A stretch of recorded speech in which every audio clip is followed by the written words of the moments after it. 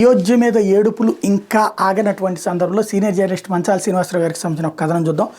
అంతా సిద్ధమయ్యాక ఎన్ని రకాల ద్వేషాన్ని గుమ్మరించడానికి ప్రయత్నించాయో కదా, ఎన్ని రకాల శక్తులు ఒక హిందూ ఆత్మాభిమాన ప్రతీకను ఘనంగా ఆవిష్కరించుకునే సందర్భంలో ఇంత విషయాన్ని ప్రవహింపజేయాలా? మోడీ పెళ్ళాన్ని వదిలేశాడు, విగ్రహాన్ని తాకే అర్హత లేదంటాడు ఒకడు. అసలు జంటగా తప్ప ఈ తంతు ఒంటరిగా చేయకూడదు, అవమానం అశాస్త్రీయం అంటాడు ఇంకొకరు. అసలు ఈ ముహూర్తమే కరెక్ట్ కాదంటాడు మరొకరు. ఆ లింగం మీద తేళ్లని పీఠాధిపతులను కూడా చూడకుండా జాతి దులిప్పారేసింది. పరువు కోల్పోయారు శంకరాచార్యులు. అయోధ్య గుడి ఇంపార్టెన్స్ తెలిసిన మొహాలు కావు, పైగా వీళ్ళేదో మతాన్ని ఉద్ధరిస్తున్నట్టు బిల్డప్లు. మతం వ్యక్తిగతమని కొందరు సన్నాయి నొక్కులు, రాముడు అందరి వాడు, ఇది బీజేపీ ఈవెంట్, తర్వాత వెళ్తామని కుంటి సాకులు, అవి అక్షంతలు కావు రేషన్ బియ్యం అనే వ్యాఖ్యలు, ప్రాణప్రతిష్ఠ కౌంటర్ కార్యక్రమాల్లో బీజేపీ వ్యతిరేక శిబిరాలు బిజీ.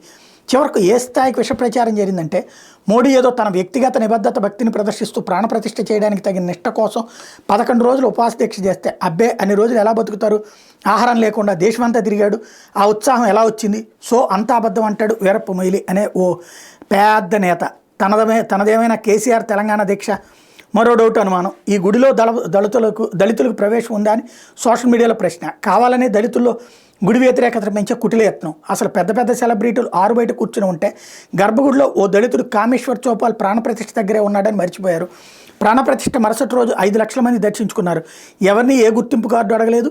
నీది ఏ రాష్ట్రం, ఏ మతం, ఏ కులం, ఏ వర్గం అనే ప్రశ్నలే లేవు. అయోధ్య రాముడు అందరివాడు.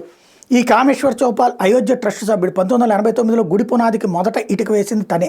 2002 నుంచి 2014 దాకా బీహార్ కౌన్సిల్ మెంబర్, తర్వాత లోక్సభకు పోటీ చేశాడు. ఒక దశలో ఆ రాష్ట్రానికి ఉప ముఖ్యమంత్రిని చేస్తారని కూడా అనుకున్నారు. అది ఆయన నేపథ్యం. ఇప్పుడు మరో ప్రశ్న, ఆర్య సంస్కృతిలో తెల్లరాముడిని కాకుండా ద్రవిడ సంస్కృతిలో నల్లరాముడిని ఎలా ప్రతిష్ఠించారు అట? అది 200-300 ఏళ్ల నాటి కృష్ణశిల, కావాలనే ఆ శిలను ఎంచుకున్నారని, ఇంకెక్కడి నుంచో వచ్చిన పాలరాతి రాముడి విగ్రహాన్ని కాదని, కర్ణాటక శిల్పి యోగిరాజ్ శిల్పాన్నే ఎంపిక చేశారని మర్చిపోయారు. మరొక విమర్శ, అబ్బాయి అయోధ్య పూర్తిగా ఉత్తరాది ఆస్తి, అసలు సౌత్ ఇండియా ప్రాతినిధ్యం, ప్రాధాన్యం, సొంతదనం ఏముందని. అసలు ఆ శిల్పమే దక్షిణాది ఆస్తి కదా.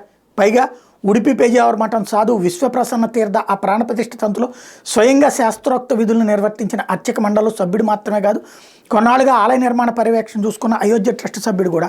అంతేకాదు, ప్రాణప్రతిష్ఠ జరిగాక 48 రోజుల పాటు మండలోత్సవం జరగాల్సి ఉంది. అది ఈయన మార్గదర్శకత్వంలోనే సాగుతోంది. అయినా చాలా దేశాలే ఓన్ చేసుకుంటుంటే మనమేమో ఉత్తర దేవుడా దక్షిణ దేవుడా అని చిల్లర విమర్శల్లోకి జారిపోతున్నాం. అయిపోయింది. 4 రోజులు పోతే ఇక విమర్శలు చేయడానికి కూడా ఏ పాయింట్ దొరకదు. ఉన్నాసానం అంతా కక్కేయబడింది. ఏ పార్టీలు ఎన్ని కొక్కిరింపులు పూనుకున్నా సరే రామభక్త గణం మాత్రం దీన్ని బీజేపీ ఈవెంట్గా కాదు, రాముడి కార్యక్రమం లాగానే స్వీకరించింది. రాబోయే రోజుల్లో అయోధ్యను హిందూ ఆధ్యాత్మిక గమ్యంగా మార్చబోతున్నారు. అటు వారణాసి, ఇటు అయోధ్య 2 స్పిరిచువల్ టూరిజానికి వెన్నెముకలు కాబోతున్నాయి. అవును, ఇంకా ఏడవడానికి సాకులు ఏమైనా మిగిలాయా? పార్టీలు ఇంకా కక్కడానికి లోపల మాలిన్యం ఏమైనా మిగిలిందా అని అడుగుతున్నారు.